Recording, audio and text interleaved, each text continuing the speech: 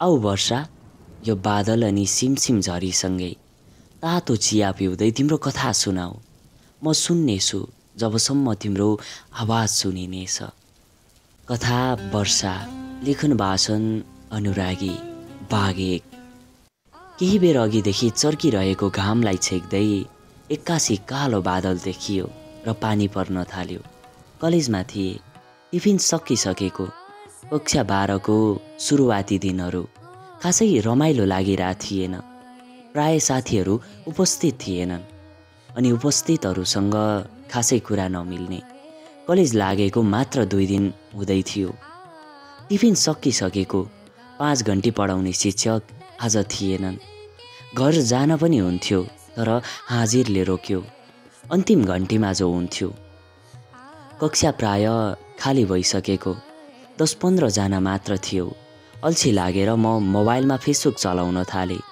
त्यहाँ भए जति सबै आफ्नै धुनमा थिए। केही बेर फोकटमा फेसबुक स्क्रोल गर्दा गर्दै अल्छी लाग्न थालेपछि मोबाइल बन्द गरेँ अनि क्लासकै छेउपट्टिको झ्यालतिर गएर बर्सिँदै गरेको पानीका थोपाहरू हेर्न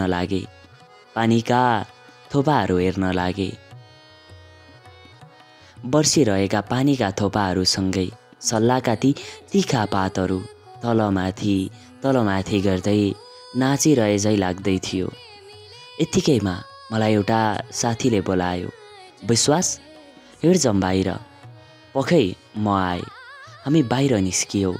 मलाई थाहा थियो कि उसँग मेरो पहिलो वार्तालाप थियो अनि कुरा पनि खासै मिल्दैन थियो, तर आफ्ना साथीहरू नभएका कारण उसँग बाहिर जान राजी भए। हामी कक्षा बाहिर निस्कियौँ। बाहिर सिमसिम पानी परिरहेको। कहाँ जाने हो र? मैले प्रश्न गरेँ। उसले कान्छी औँला देखाउँदै पिसाब फेर्न भन्यो। शौचालय बिल्डिङको तल्लो तलामा थियो। हामी हिँड्दै रेलिङतिर जाँदै थियौँ। यत्तिकैमा मेरो आँखा कलेज ड्रेसमा त्यो रेलिङमा हात अड्याएर बसेकी केटीमाथि पर्यो। ऊ कतै हराइरहे झै लाग्थ्यो। उसका कम्मरसम्म भएका लामा अनि काला कर्ली कपाल शान्त देखिन्थे। उचाइ सायद 5.3 फुट थियो होला। यद्यपि मैले उसको अनुहार भने देखेको थिएन। हामी बिल्डिङबाट तल ओर्लियौँ। साना भाइ बहिनीहरू यताउता पानीमा भिज्दै रमाउँदै दौडिरहेका थिए। अब तपाईँ सोच्नुहुन्छ होला, कलेजमा कसरी साना भाइ बहिनीहरू आए? जवाफ म दिन्छु, किनकि जहाँ म पढ्छु त्यो स्कुल पनि हो र कलेज पनि। दुवै दिउँसो नै लाग्छ। हामी पिसाब फेरेर फेरि माथि क्लासतिर नै उक्लियौँ। माथि पुगेर क्लास बाहिर राखेको डेस्कमा नै बस्यौँ।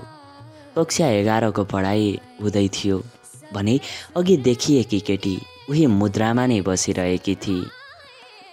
लाग्थ्यो उसका लागि यो समय अनि यो दुनियाँ सबै रोकिएको छ। म यस्तै कुराहरू सोचिरहेको थिएँ। मसँगै बसेको साथी बोल्न लाग्यो। उसका प्रश्नहरू र मेरा जवाफ यस्ता थिए। प्रश्न उत्तर।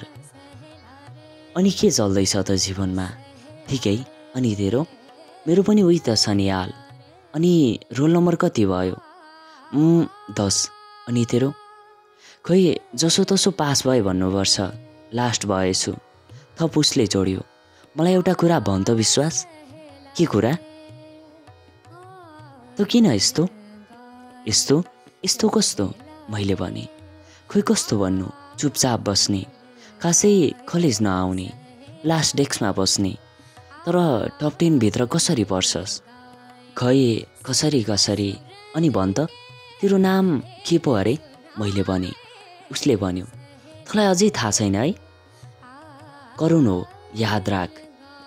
मैले भने, खै दिनै कलेज आउने भए पो याद हुन्थ्यो, नरिसा।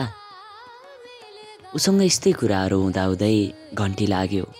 हामी भित्र जान लागेका मात्र के थियो। त्यो अघि मौन रहेकी केटी हामीतिर फरक्क फर्की।